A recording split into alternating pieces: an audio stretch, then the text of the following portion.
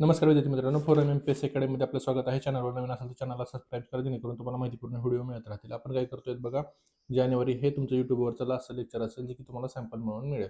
त्यामध्ये आंतरराष्ट्रीय घडामोडी आपण बघतोय. याच्यामध्ये जानेवारी 2025 पासून जे एप्रिल 2026 पर्यंत म्हणजे सर्व करत आहोत आपण, जे की तुम्हाला येणाऱ्या एक्झामसाठी लागणार आहे. मार्चपर्यंत याच्यामध्ये कमी फोकस आहे, हे लक्षात ठेवा. मार्च मार्च टू एप्रिल हे लक्षात ठेवायचं. वर्षभराचं करंट आहे, व्यवस्थित हे सर्व आहे, म्हणजे तुम्हाला ह्याच्या बाहेर काही करावं लागणार नाही, हे लक्षात ठेवा. आणि आपण काय करूयात, अशाच पद्धतीने तुम्हाला सगळ्या फक्त एक करा, नोट्स आता लगेच झेरॉक्स मारू नका. कारण काय झालं, हे झाल्यानंतर तुम्हाला सर्व टॉपिक संपल्यानंतर एक 8 दिवसामध्ये सर्व 8-10 दिवसामध्ये सर्व टॉपिक संपले की तुम्हाला सर्व एकत्र प्रिंट मारायला देतो, जेणेकरून तुम्हाला ते एकत्रित मारता येतील, हे लक्षात ठेवा. आता आपण काय बघूयात, आंतरराष्ट्रीय घडामोडी. आंतरराष्ट्रीय घडामोडीवर एक क्वेश्चन नेहमी असतो बघा. तर काय लक्षात ठेवणार बघा, ज्या करारात आहे, साईट्स कराराला 50 वर्ष झालेली आहेत. साईट्स करार म्हणजे काय आहे, कन्झर्वेशन आहे. Conservation in international trade in कुठला इंडिजिर्ड स्पेसिस ऑफ फ्लोरा अँड फोना. फ्लोरा अँड फोना म्हणजे काय, वनस्पती आणि प्राणी जे आंतरराष्ट्रीय स्तरावर आहेत, लुप्तप्राय होत आहेत, त्यांच्यासाठीचा हा करार आहे, एवढं लक्षात ठेवा. हा करार कधी झाला होता बघा, तर हा करार 1973 झाला होता. का याच्यावर नियोजन अपेक्षित आहे, तर कारण 50 वर्ष झालेले आहेत बघा. हा कराराला 1 जुलै 2025ला 50 वर्ष झालेले आहेत. हा करार 1975चा आहे. मग भारत याचा सदस्य आहे का, तर 1976ला भारत याचा सदस्य आहे, हे लक्षात ठेवा. ज्या संघटनेचा भारत सदस्य असतो त्याच्यावर क्वेश्चन येतात बघा. त्याला 50 वर्ष पूर्ण झालेले आहे. साईट्स कराराला 50 वर्ष पूर्ण झालेले आहे. 1973चा 1975ला अंमल झाला, 2025ला. हे पण लक्षात ठेवा, कधी पूर्ण 50 वर्ष झाली, 2025ला. बघा, ब्रिक्स काय आहे ना, पुढची न्यूज काय आहे, भारताकडे ब्रिक्स परिषदेचे अध्यक्षपद आलेलं आहे. आपण कोणाकडून घेतलेलं आहे, ब्राझीलकडून घेतलेलं आहे. भारताच्या आधी बघा ब्रिक्सचा अध्यक्ष होता का, तर होता बघा. भारताची ब्रिक्स होण्याची ही 4थी वेळ आहे. तर आधी कधी 3 वेळा ब्रिक्स झालेली आहे बघा. 12ला दिल्लीमध्ये झाली होती, लक्षात ठेवा. 4थी ब्रिक्स झाली होती. 8वी ब्रिक्स कधी कुठे झाली होती, गोव्याला. 8/2/16 2016 गोव्याला, लक्षात ठेवा.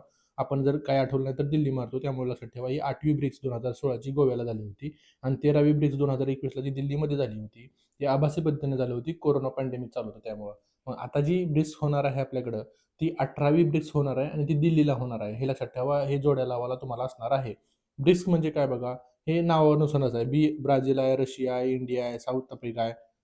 साऊथ आफ्रिका कुठं आहे, हे साऊथ आफ्रिका. येस म्हणजे साऊथ आफ्रिका, हे लक्षात ठेवा. ही इंडिया, चायना आणि साऊथ आफ्रिका. साऊथ आफ्रिका कधी ॲड झालं, 2010ला झालं ॲड, ह्या संघटनेचा सदस्य. आणि स्थापना कधीची आहे ब्रिक्सची बघा, 2009ची आहे. 2009ची स्थापना आहे. BRI, ब्राझील, रशिया, इंडिया, चीन आणि साऊथ आफ्रिका. 10. आता सदस्य किती आहेत बघा, सध्या 10 सदस्य आहेत. आणि हे 10 सदस्य असताना तुम्हाला असं वाटेल की ते नवीन सदस्य विचारणार नाहीत. तर नवीन सदस्य जे 5 ॲड झालेत ना, तर ते लक्षात ठेवणं गरजेचं आहे बघा. ब्रिक्समध्ये सध्या 10 सदस्य आहेत, हे महत्त्वाचं आहे. आणि 2024 मध्ये त्यात 5 सदस्य ॲड झालेत बघा. इराण आहे, सौदी अरेबिया आहे, UAE आहे, इजिप्त आहे आणि इथिओपिया एक सदस्य आहे, हे लक्षात ठेवा. हे 5 सदस्य 2024ला ॲड झालेले आहेत. आणि मग आता अलीकडच्या काळातील परिषदा चौथ्यांदा कुठं होणार आहे, दिल्लीमध्ये म्हणजे भारतामध्ये चौथ्यांदा होणार आहे. दिल्लीमध्ये कितीदा होणार आहे, तिसऱ्यांदा होणार आहे. कारण एक परिषद कुठे झालेली आहे, गोव्याला झालेली आहे, लक्षात ठेवा. भारत चौथ्यांदा ब्रिक्सचं अध्यक्षपद भूषवणार आहे. आणि ह्याची थीम काय असणार आहे, building for resilience, innovation, cooperation आणि सस्टेनेबिलिटी. असं काही काही मोठं वाक्य आलं तर ते ओके म्हणायचं असतं. हे फक्त तुमच्या डोळ्याखालनं जावं म्हणून देतो आहे, प्रत्येक गोष्ट पाठ करायची गरज नाही. आणि सध्या सदस्य 10 आहेत ब्रिक्सचे. कल्पना कुणाची आहे बघा, ब्रिक्सची जिम ओनील यांची आहे. 2001ला त्यांनी मांडली होती, लक्षात ठेवा. स्थापना 2009ची आहे, हे महत्त्वाचं आहे. मग अलीकडच्या काळातील ब्रिक्सच्या परिषद जोड्या लावायला विचारतील. ह्या म्हणजे भारतातल्या बघितल्या आपण, 16वी कुठली झाली होती, 17वी आणि 18वी. 18वी आता भारतामध्ये होणार आहे. आपण ब्राझीलकडून अध्यक्षपद स्वीकारले ना, 25ची ब्राझीलला झाली होती, लक्षात ठेवा. रिओ दी जेनेरो ब्राझीलला झाली होती, 17वी. 16वी कुठे झाली होती, कझाकस्तान रशियाला झाली होती 2024ला. 24, 25 आणि आपल्याकडे 26ची होईल, प्रस्तावित आहे बघा. ह्याच्यावर क्वेश्चन अपेक्षित आहे, लक्षात ठेवायचं. पुढचं काय बघा, पर्सन ऑफ द इयर 2025, याच्यावर क्वेश्चन येणार बघा, जोड्या लावायला तुम्हाला येऊ शकतो. त्याच्यामध्ये बघा, हे कुणाला दिलेलं आहे, आर्किटेक्ट ऑफ AI, आर्टिफिशियल इंटेलिजन्सचे शिल्पकार आहेत ना, त्यांनी दिलेलं आहे. कोणी दिलेलं आहे, टाइम मासिकानं दिलेलं आहे. मग हे आर्किटेक्ट ऑफ AI ह्यामध्ये कोण व्यक्ती आहे, तुम्हाला फक्त माहिती पाहिजे. कारण ह्या व्यक्ती सारख्या सारख्या न्यूजमध्ये असतात बघा. Mark Zuckerberg, Meta, Jensen Huang काय एनविडियाचे आहे, सॅम अल्टमॅन आहे, ओपन AIचे आहेत, एलॉन मस्क आहे, XAIचे आहे, डेमिस हासाबिस आहेत, डीप माइंडचे आहेत, आणि ड्युरो अमादी एथॉबिकचे आहेत, लिसा सू AMDचे आहेत, आणि केली. आता हे सगळं पाठ करायचं का, लक्षात राहावं म्हणून दिलेलं नाही तुम्हाला. हे लोक असं काहीतरी आहेत जे आर्किटेक्ट ऑफ AIचे शिल्पकार आहेत. त्यांना टाइम पर्सन ऑफ इयर 2025 दिलेला आहे. एवढं बॅक ऑफ द माइंड असावं तुमचा. एवढं लक्षात राहिलं तर खूप आहे. आता बघा, हे जोड्या लावायला विचारलं होतं 2024, 23 आणि 22. 22चं कोण होतं? व्लादिमीर झेलेन्स्की होते, हे युक्रेनचे राष्ट्रपती होते. त्यांना Time person of the year 2022चा दिला. मग 23चा कोणाला दिलाय? टेलर स्विफ्टचा दिलाय. यूएसएचे गायक आहेत. आणि 24चा कोणाला दिलाय? Donald Trump. डोनाल्ड ट्रम्प यांना 2016चा पण आहे, हे लक्षात ठेवा. 16 आणि 24चा Time person of the year 2 आहेत त्यांच्याकडे, हे लक्षात ठेवायचं. मग आता तुम्हाला काय विचारतील आणि आता हे नील मोहनचं काय विचारलेलं आहे? तर नील मोहन हे आपले त्यांचं शिक्षण आहेत ना, इंडियन ओरिजिनचे आहेत, भारतीय वंशाचे आहेत, म्हणून ते महत्त्वाचं आहे. नील मोहन हे यूट्यूबचे सीईओ आहेत बघा. YouTube of the year, CEO of the year दिलेलं आहे त्यांना. आणि त्यांचं शिक्षण लखनौला झालेलं आहे. हे फक्त असावं म्हणून दिलेलं आहे तुम्हाला, कारण नील मोहन यांच्यावर क्वेश्चन आला व्यक्तिविशेष म्हणून, तर ते तुम्हाला माहिती असावं लागतंय. आणि ॲथलीट ऑफ द इयर 2025 कोण आहे? अमेरिकन बास्केटपटू एजा विल्सन हा ॲथलीट ऑफ द इयर 2025चा आहे, जे टाइम मास्काने दिलेला आहे. आणि एंटरटेनर ऑफ द इयर कोण आहे 2025चा? Leonardo the डिक्रिओ. ते लिओनार्डो द ग्रेट विन्सी असं होतं का ते, ह्याचं पिक्चर काढलं होतं. कुठलं पिक्चर काढलं होतं? मोनालिसाचं. त्याच्यावरून लक्षात ठेवा, ते Leonardo DiCaprio entertainer of the year 2025 ते लक्षात राहील तुमच्या. आता पुढचं बघा, हे फॅक्च्युअल आहे, फॅक्च्युअल न्यूज असं लक्षात ठेवा. पेटा, जी पेटा आहे, जी प्राण्यासाठी काम करणारी संस्था आहे, India person of the year 2025चा कोणाला दिलेला आहे? रवीना टंडन यांना दिलेला आहे, हे लक्षात ठेवा. हे आहे असं विचारलं जाऊ शकतं, फॅक्ट आली तर एखादी विचारलं जातं. पुढचं बघा, पुढची जशी न्यूज आहे त्याप्रमाणे आपण त्याला वेटेज देतोय. एवढं जरी तुम्ही केलं आणि रिव्हिजन 2 वेळा करायची आहे, तुम्हाला फ्यूचं लिमिट नाही आहे, हे लक्षात ठेवा. तुम्ही कमीत कमी 2 वेळा रिव्हिजन करा, एवढंच वाचा. तुम्ही काही वाचा, परत फिरून तुम्ही इथंच येणार आहात. एक्झाम झाल्यानंतर मला सांगा फक्त. व्हिक्टोरिया विद्यापीठाचे भारतात कॅम्पस सुरू होणार आहे. कुठं होणार आहे? तर गुरुग्राम हरियाणाला होणार आहे, लक्षात ठेवा. व्हिक्टोरिया विद्यापीठाचं कॅम्पस भारतात कुठं होणार आहे? गुरुग्राम हरियाणाला होणार आहे. पुढचा तर ह्या वेळेची दिवाळी चर्चेत होती बघा, दीपावली. दीपावली का चर्चेत होती? डिसेंबर 2025ची. तर डिसेंबर 2025 मध्ये नवी दिल्लीमध्ये काय झालं होतं? युनेस्कोच्या 20व्या आंतरसरकारी सत्रात दीपावलीचा समावेश कशामध्ये केलेला आहे? मानवता की अमूर्त सांस्कृतिक विरासत या श्रेणीत समावेश केलेला आहे. आणि ह्या श्रेणीत समावेश करणारा दिवाळी हा कितवा घटक आहे? 16वी घटक आहे, हे लक्षात ठेवा, हे विचारला जाणार. याआधी कोण कोण समावेश झालेला आहे बघा. 17ला कुंभमेळा झाला. हे कुंभमेळा एक लक्षात ठेवा, कारण आपल्या नाशिकमध्ये होणार आहे इथं. त्यामुळे 17ला कुंभमेळा झाला, 21ला दुर्गापूजा झाली, 23ला गरबा झाला आणि 25ला दीपावली झाली. 16 घटक आहेत. 16वी घटक आहे कुठली? दिवाळी, हे लक्षात ठेवा. पुढचं बघा, Oxford of the year 2025. Oxford of the year 2025. World of the year 2025 कोण घेतं? ऑक्सफर्ड युनिव्हर्सिटीची प्रेस घेते. आणि ह्यांनी काय केलेलं आहे? 2025चा कुठला वर्ड आहे बघा? रेज बेट. म्हणजे काय? रेज बेट काय वर्ड आहे ऑक्सफर्ड ऑफ द इयर 2025चा? तर अशी ऑनलाईन सामग्री जी लोकांना जाणून बुजून त्रास देईल अशी तयार केली जाते, हे लक्षात ठेवा. ऑक्सफर्ड ऑफ द इयर 2025चा कोण आहे? रेज बेट. जी जाणून बुजून, आता ऑनलाईन बघा, ती अशी जाणून बुजून सामग्री तयार केली जाते की लोकांना त्रास देईल, त्याचा अर्थ आहे. फक्त हे तुम्हाला एवढं माहिती असावं, हे डिटेलमध्ये जाण्याची गरज नाही. 24ला कोण आहे? Brain rot. आणि 23ला कोण आहे? Rizz. Oxford of the year 2025, Oxford of the year 2024 आणि 23 हे तुम्हाला सांगून दिलं. बॅक ऑफ द माइंड असलं ना तर ते व्यवस्थित क्लिक करता येतं. पुढची न्यूज काय आहे बघा. डेन्मार्कने काय केलंय? 400 वर्षाची जुनी टपाल सेवा आहे ना, ती बंद केलेली आहे. कधी केलेली आहे? 30 डिसेंबर 2025ला. कारण ही महत्त्वाची घटना आहे बघा. डेन्मार्क सारख्या देशानं काय केलेलं आहे? टपाल सेवा ही बंद केलेली आहे, 400 वर्ष जुनी, हे लक्षात ठेवा. हे महत्त्वाचं आहे. आणि तुम्हाला विदाऊट अंडरलाईन केलेली PDF मिळेल. तुम्हाला इथं व्यवस्थित फक्त लक्षात यावं, अंडरलाईन त्यासाठी आपण करून घेतोय बघा. डेन्मार्क हा पारंपरिक टपाल सेवा पूर्णपणे बंद करणारा पहिला देश आहे. आणि आंतरराष्ट्रीय स्तरावर ही 25लाच बंद झालेली आहे, 31 डिसेंबर, हे लक्षात ठेवा. पुढचं काय आहे बघा. आंतरराष्ट्रीय सागरी संघटना आहे ना, त्याच्या द्विवार्षिक कालावधीसाठी भारताची पुन्हा निवड झालेली आहे, पुनर्निवड झालेली आहे, हे लक्षात ठेवायचं. IMO म्हणजे काय? आंतरराष्ट्रीय सागरी संघटना परिषदेवर भारताची 27व्या द्विवार्षिक कालावधीसाठी पुनर्निवड झालेली आहे. म्हणजे आधी आपण होतोच तिथं, आता पुन्हा निवड झालेली आहे. भारतानं काय केलेलं आहे? 169 मतांपैकी 154 मते मिळून प्रथम क्रमांक मिळवलेला आहे, हे लक्षात ठेवा. ही महत्त्वाची संस्था आहे. आणि ही कार्य काय करते? IMO, इंटरनॅशनल मॅरिटाईम ऑर्गनायझेशन काय करते? तर सागरी क्षेत्रात धोरण ठरवणारी महत्त्वाची भूमिका आहे. आणि लंडन इथं IMOच्या 34व्या अधिवेशनात ही गोष्ट झालेली आहे, हे लक्षात ठेवा. हे महत्त्वाचं आहे. जर ही महत्त्वाची संघटना आहे, भारताची जिथे निवड होते त्याच्यावर मल्टिपल लाईन क्वेश्चन जर राज्यसेवेला म्हणला किंवा कंबाईनला म्हणला तर तुम्हाला हे माहिती पाहिजे बघा. परत एकदा बघूयात. IMO च्या आंतरराष्ट्रीय सागरी संघटना आहे, त्याच्यावर भारताची द्विवर्षीय कालावधीसाठी पुन्हा निवड झालेली आहे, पुनर्निवड झालेली आहे. आणि भारताने 1 नंबरची मतं मिळवलेली आहेत. हे कुठं झालं? तर हे 34वं सत्र झालं होतं IMOचं लंडन इथं, तिथं अनाउन्समेंट केलेली आहे, लक्षात ठेवा. पुढचं बघा. 6वी बिमस्टेक आहे ना परिषद 2025 कुठं झालेली आहे? 6वी बिमस्टेक. तर ही झालेली आहे बँकॉक, थायलंडला. इथं हे ठिकाण महत्त्वाचं असतं, हे तिथं विचारतात ते तुम्हाला म्हणजे ऑन द स्पॉट आठवलं पाहिजे. बिमस्टेक आहे ना, बिमस्टेक, ही 6वी बिमस्टेक परिषद 2025 बँकॉक थायलंडला झालेली आहे. 7 सहभागी देश कुठले आहेत बघा बिमस्टेकचे. भारत आहे, नेपाळ आहे, भूटान आहे, बांगलादेश आहे, श्रीलंका आहे, म्यानमार आणि थायलंड. या आसपासचे सगळे लक्षात राहतात, फक्त म्यानमार आणि थायलंड तेवढं लक्षात ठेवा. बिमस्टेक विजन 2030चा स्वीकार केला, ओके म्हणा त्यांना. भारतात हे महत्वाचं आहे बघा, भारतात गांधीनगर गुजरात येथे बिमस्टेक युवा शिखर संमेलनाचं आयोजन केलं होतं फेब्रुवारी 2025 मध्ये. अशा गोष्टी विचारलेल्या आहेत. एखाद्या परिषदेची आंतरराष्ट्रीय लेवलची परिषद जर जम्मू काश्मीरला झाली, गुजरातला झाली, नॉर्थ ईस्टला झाली तर ते विचारतात. त्यामुळे लक्षात ठेवा, भारतात गुजरात गांधीनगर इथं बिमस्टेक युवा शिखर संमेलनाचं आयोजन करण्यात आलेलं होतं, हे लक्षात ठेवा. आणि बँकॉकमध्ये थायलंड इथं झालेलं भारताचं प्रतिनिधित्व PM मोदी यांनी केलेलं आहे. कशासाठी? बिमस्टेक 6वी बिमस्टेक परिषद 2025 बँकॉक थायलंड, हे लक्षात ठेवा. पुढचं बघा, G20 शिखर परिषद. त्याचं ठिकाण महत्वाचं आहे बघा. G20 20वीच आवृत्ती. G20ची शिखर परिषद 2025ची आवृत्ती पण 20वीच आहे. ठिकाण कुठं आहे? दक्षिण आफ्रिकेमध्ये जोहान्सबर्गमध्ये आहे, लक्षात ठेवा. हे ऑड पॉईंट आहे G20 साठीचा, त्यामुळे ह्याच्यावर क्वेश्चन अपेक्षित आहे. कधी झालेली आहे? नोव्हेंबर 2025ला झालेली आहे. भारताचं प्रतिनिधित्व मोदी साहेबांनी केलेलं आहे. थीम काय होती? एकजुटता, समानता आणि स्थिरता, हे लक्षात ठेवा. आफ्रिका खंडामध्ये प्रथमच आयोजित करण्यात आलेली ही G20 आहे बघा. G20 ही आफ्रिका खंडामध्ये प्रथम आयोजित करण्यात आलेली परिषद आहे. त्यामुळे त्याच्यावर क्वेश्चन अपेक्षित आहे, कारण आफ्रिकन कंट्री हा मागा समजले जातात, तिथं G20चं आयोजन करण्यात आलेलं आहे, हे लक्षात ठेवा. अध्यक्ष कोण होते? सिरिल रामाफोसा होते. पुढची 21वी आवृत्ती कुठं होणार आहे? तर ती USA होणार आहे, हे लक्षात ठेवा. हे असा क्वेश्चन म्हणू शकतो की ही कुठं 20वी कुठं झाली, 21वी कुठं होणार आहे, आणि आपल्याकडे कधी झालेली G20, हे G20च्या जोड्या लावायला विचारू शकतात बघा, लक्षात ठेवा. 2023ची 18वी दिल्लीला झाली होती, लक्षात ठेवायचं. 24ची 19वी ब्राझीलमध्ये झाली होती. 25ची जोहान्सबर्ग दक्षिण आफ्रिकेला झाली होती. आणि 26ची जी 21वी आहे ती अमेरिकेला होणार आहे. हे आता आपण 2 बघितलं, हे फक्त 24 आपल्याकडची कधी झाली हे माहिती पाहिजे आपल्याला. त्यामुळे काय होतं, ऑप्शन एलिमिनेट करायला कामी पडतं बघा. G20 म्हणजे काय बघा, G20चा इतिहास काय आहे, किती सदस्य आहेत G20 मध्ये? तर G20 मध्ये आहे नाव 21, पण सदस्य आहेत 21. 19 देश आहेत. युरोपियन युनियन आहे आणि आफ्रिकन युनियन आहे, लक्षात ठेवा.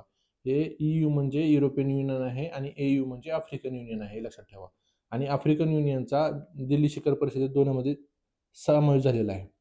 आफ्रिकन युनियनचा समावेश दिल्ली शिखर परिषदेमध्ये झालेला आहे. म्हणजे AU हा सदस्य युरोपियन युनियनचा ह्याचा G20चा कधी झालेला आहे? आपल्याकडची शिखर परिषद झाली होती 2023ची. किती होती ती? 18वी होती G20, हे लक्षात ठेवा. G20चा कायमस्वरूपी मुख्यालय नाही, एक ऑड पॉईंट आहे. त्याचा उगम 1999 आहे, 1999ला आहे, लक्षात ठेवायचं. आणि त्याची पार्श्वभूमी काय होती उदयाची? तर 1977-78ला काय झालं होतं, आशियाई आर्थिक संकटानंतर सुरुवातीला सदस्य देशांचे वित्तमंत्री होते ना, त्यांची मध्यवर्ती बँकाचा एक मंच होता, त्याचं डेव्हलप होऊन हे झालं. मग काय झालं, 2008ला आर्थिक संकट आलं. त्या 2008च्या आर्थिक संकटानंतर ह्या परिषदेला सुरुवात झाली. आणि पहिली ब्रिक्सची परिषद कुठे झाली होती? तर ती USA मध्ये झाली होती, ॲज इट इज. आता 21वी पण USAलाच होणार आहे, लक्षात ठेवा. त्यावेळेसचे अध्यक्ष कोण होते? 2008चे जॉर्ज बुश होते, हे लक्षात ठेवायचं. आणि ठिकाण वॉशिंग्टन DC होतं. हे का माहिती पाहिजे तुम्हाला? तर हे ह्यासाठी माहिती पाहिजे की जी मागच्या गोष्टी असतात ना, एखाद्याचा परिषदेचा इतिहास असतो G20चा किंवा कुठल्याही परिषदेचा, तर तो कायम असतो, तो काही बदलत नाही प्रत्येक वेळेस, हे लक्षात ठेवायचं. तो एकदा केला, तुम्हाला त्याचं बॅकग्राऊंड माहिती असेल तर तुम्हाला एलिमिनेशन किंवा त्याला म्हणतो आपण की कॅल्क्युलेटेड रिस्क घेता येते. भारत आणि कॅनडा आणि ऑस्ट्रेलिया तंत्रज्ञान आणि नवोपक्रम. आता ह्याच्यावर का बघा, ACITI करार, ऑस्ट्रेलिया, कॅनडा, इंडिया टेक्नॉलॉजी इनोव्हेशनचा करार आहे बघा. तुम्हाला ते बघा 5IEचं विचारलं होतं बघा मागच्या वेळेस राज्यसेवेला, तसं ते विचारू शकतात. का? कारण हा महत्वाचा करार आहे, हे लक्षात ठेवायचं. ते विचारलं काय जाऊ शकतं बघा, हे जे ACITI करार आहे ना, याच्यामध्ये कुठले कुठले देश आहेत हे विचारलं जाऊ शकतं. त्यामध्ये बघा तुम्हाला ऑप्शनमध्ये देतील Bharat, Canada, Bharat, USA, Bharat, Australia, Canada, हे लक्षात ठेवायचं. हा कुठं झाला होता करार? भारत, कॅनडा आणि ऑस्ट्रेलिया 3 देशांनी जोहान्सबर्ग दक्षिण आफ्रिकेला G20 झाली ना, त्याच्यामध्येच हा करार केलेला आहे. कशासाठीचा करार आहे हा? टेक्नॉलॉजी आणि इनोव्हेशनसाठीचा करार आहे, हे लक्षात ठेवायचं. तुम्हाला काय लिहायचं असेल तर हे इथं एक पेज दिलेलं आहे, हे असंच ठेवलं जाईल जेणेकरून तुम्हाला शॉर्ट नोट्स, तुम्हाला जर काय फॅक्च्युअल लक्षात राहत नसेल तर ते इथं लिहा. असा प्रत्येक ह्याच्यामध्ये प्रत्येक टॉपिकला एक थोडंसं ठेवलेलं आहे, तुम्हाला सेपरेट आहे, तर ॲडिशन काय करायला लागू नये म्हणून. बघा भारताची IAS आहे ना, हे IAS आहे ना, तर त्याच्या पुढे एक आहे बघा, अध्यक्षपदी निवड आहे. हे काय आहे? आंतरसरकारी प्रशासकीय विज्ञान संस्था आहे, लक्षात ठेवा. आंतरसरकारी प्रशासकीय विज्ञान संस्था आहे. त्याच्या अध्यक्षपदी भारताची निवड झालेली आहे. कोण आहे तिथं त्याचे अध्यक्ष झालेले आहेत आता? पी श्रीनिवास झालेले आहेत. हे लक्षात ठेवायचं. भारताचा कार्यकाळ काय आहे? 25 ते 28 आहे. हे क्वेश्चनला काय काय अपेक्षित आहे बघा. तर कारण ह्याची स्थापना 1930 ची आहे आणि मुख्यालय ब्रुसेल्स बेल्जियमचं आहे. IIAS लक्षात ठेवायचं. असं लक्षात ठेवायचं. हे काय आहे? आंतरसरकारी प्रशासकीय विज्ञान संस्था आहे. आणि 100 वर्षाच्या इतिहासात पहिल्यांदाच 61% मतदान झालेलं आहे. मतदानाद्वारे निवड झालेलं आहे. कार्य काय करतं हे बघा. IIAS काय काम करतं? सार्वजनिक प्रशासनातील संशोधनाद्वारे धोरणात्मक आव्हानावर उपाय, म्हणजे जसं बघा वेगवेगळे जे अडचणी येतात ना प्रशासकीय लेवलच्या, ते सॉल्व्ह करण्याचं काम हे करतं. म्हणजे सार्वजनिक प्रशासनातील संशोधन करतं आणि धोरणात्मक आव्हानावर उपाय शोधून काढतं. त्याच्या अध्यक्षपदी भारताची निवड झालेली आहे. हे लक्षात ठेवा. हे महत्त्वाचं आहे. तुम्हाला त्यावेळेस कन्फ्यूज होऊ शकतं. हे लक्षात ठेवायची. ही स्थापना 1930 ची आहे आणि 25 ते 28 या काळासाठी, 25 ते 30 नाही, 25 ते 28 या काळासाठी भारताची निवड झालेली आहे. हे लक्षात ठेवा. मुख्यालय ब्रुसेल्स बेल्जियम आहे. पुढचं लक्षात ठेवायचं काय बघा. 78वे जागतिक आरोग्य अधिवेशन कुठं झालेलं आहे? 2025 ला. कोण घेतं हे? WHO घेतं. वर्ल्ड हेल्थ ऑर्गनायझेशन घेतं. ठिकाण कुठलं बघा? स्वित्झर्लंडचं जिनोवा आहे. 78वं जागतिक आरोग्य जे अधिवेशन आहे ना, जे WHO घेतं 2025चं, ते जिनोवा स्वित्झर्लंडला झालेलं आहे. त्याची थीम काय होती? वन वर्ल्ड फॉर हेल्थ, एकच जग फॉर आरोग्यासाठी, असं काहीतरी आहे मराठीमध्ये.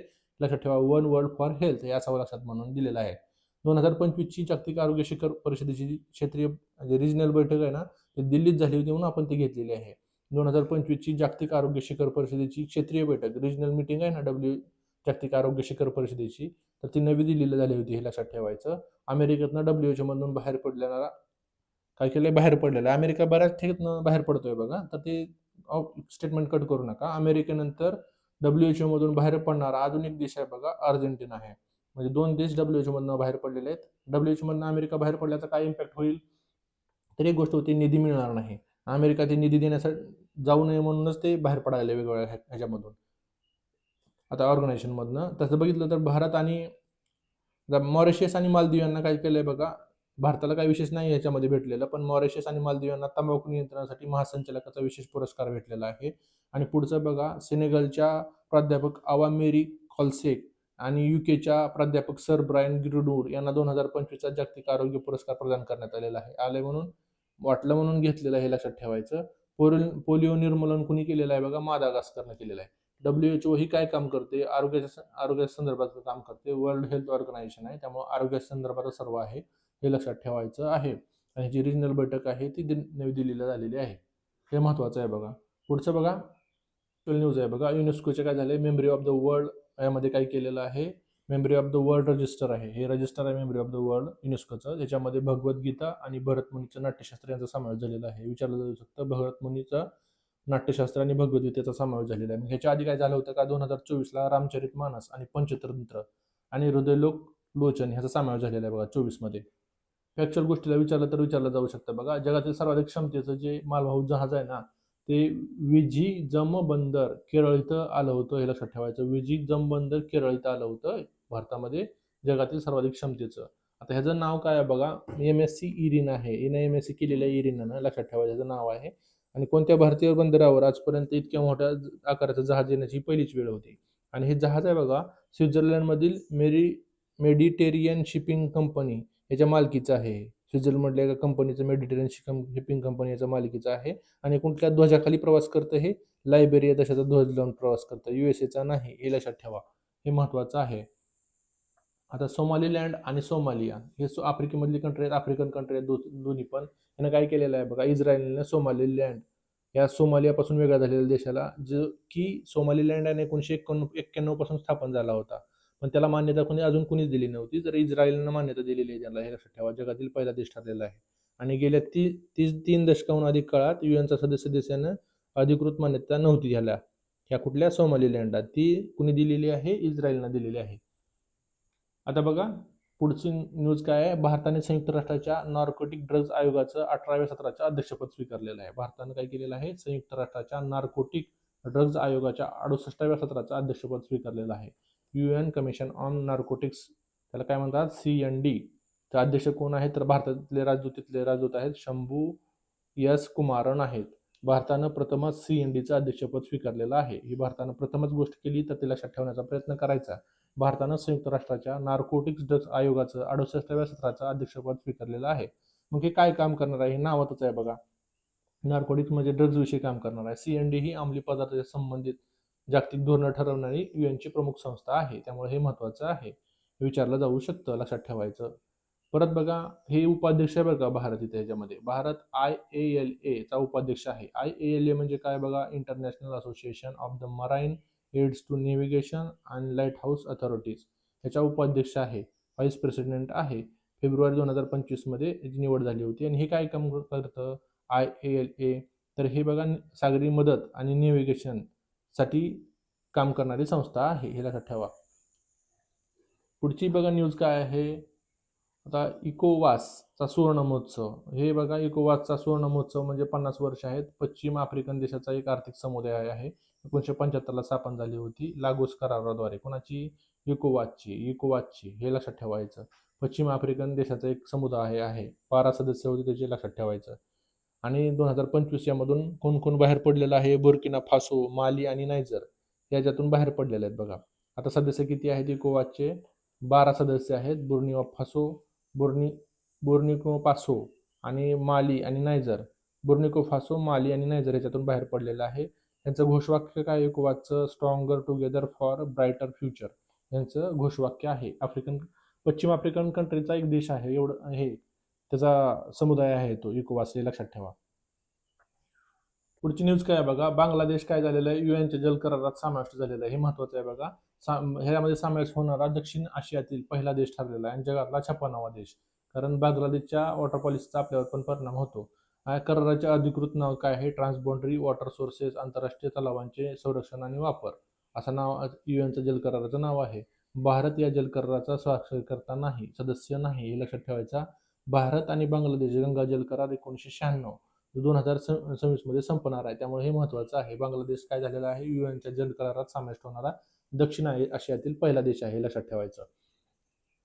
आता बघा काय झालेलं आहे. ऑस्ट्रेलियामध्ये हेडस्कार्फ असताना, जे की हेडस्कार्फ वापरतात त्यांच्यावर बंदी घातलेली आहे, कारण ती मुस्लिम मुलीशी संदर्भात आहे. हे ऑस्ट्रेलियात मुलींसाठी 14 वर्षाखालील शाळांमध्ये हेडस्कार्फ वापरण्याची बंदी घातलेली आहे ऑस्ट्रेलियामध्ये.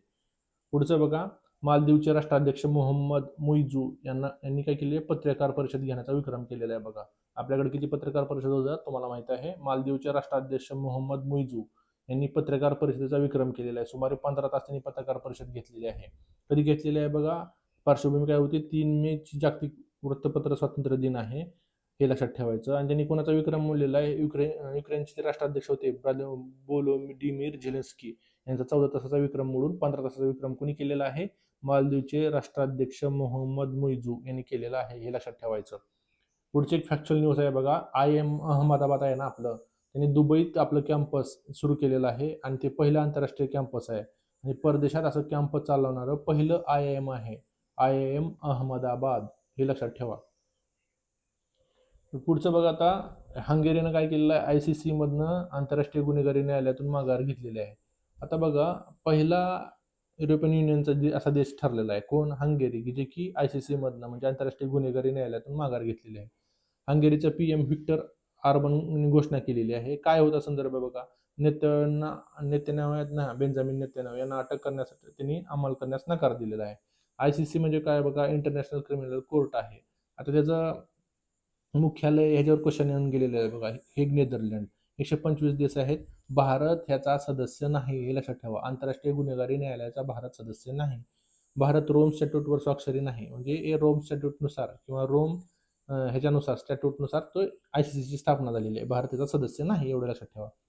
पुढचं बघा, द अमेरिका पार्टी कोणी स्थापन केलेली आहे? एलॉन मस्क यांनी स्थापन केलेली आहे. आणि भारतीय वंशाचे वैभव तनेजा CC आहेत, ते अमेरिकन पार्टीचे काय आहेत? कोषाध्यक्ष आहेत, हे लक्षात ठेवा. भारतीय लोक लांबपर्यंत पोहोचलेले आहेत, हे लक्षात ठेवायचं. एकासाठी तर आपल्याला न्यूज लक्षात राहावं म्हणून सांगितलेलं आहे.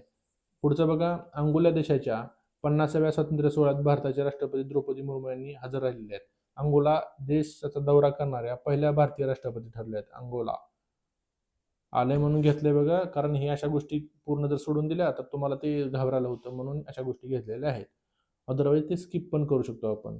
राष्ट्रपती द्रौपदी मुर्मू ह्या बोत्सवाना देशाला भेट देणाऱ्या फर्स्ट भारतीय राष्ट्रपती ठरलेल्या आहेत. कुठल्या? बोत्सवानाला पण. हे लक्षात ठेवायचे. आता फार्माकोपिया. फार्माकोपिया म्हणजे काय असतं बघा. फार्माकोपिया म्हणजे फार्मा आहेत, ती आपली इथली औषधं आहेत ना, ती एक्सपोर्ट करणं. भारतीय फार्माकोपिया स्वीकारणारा 18वा देश आहे. ह्याचा फायदा आपल्याला भरपूर होतो, कारण आपण औषधं एक्सपोर्ट करतो, हे लक्षात ठेवा. तिथं काय बोट्सवानाचा पहिल्यांदा दौरा केला, मग आपल्याला काय फायदा झाला? त्यांनी आपल्याला चिठ्ठी दिली, आपण त्यांनी फार्माकोपियावर त्यांच्या करार केलेला आहे. एवढं लक्षात ठेवा. आणि ज्यांनी बोत्सवानाने दिलेली चिठ्ठी आपण कुठे ठेवणार आहेत? कुनो नॅशनल पार्क हे MP मध्ये ठेवणार आहोत, मध्य प्रदेशमध्ये. करंटचा अभ्यास करताना आता हे तुम्हाला विचारलं जाऊ शकतं, कुनो नॅशनल पार्क कुठं आहे? तर मध्य प्रदेशमध्ये आहे. एवढं माहिती पाहिजे. पुढचे एक महत्वाची बघा, ऑपरेशन सागर बंधू. सागर बंधू, आपले बंधू सागर बंधू कुठले? तर बघा, श्रीलंकेमध्ये आपण सागर बंधू ऑपरेशन केलेलं आहे भारतीय सेनेनं. त्यांनी काय केलेलं? फील्ड हॉस्पिटल उभारलेलं आहे. काय झालं होतं तर डिसेंबर 2025 मध्ये दितवाह चक्रीवादळ आलं होतं श्रीलंकेमध्ये.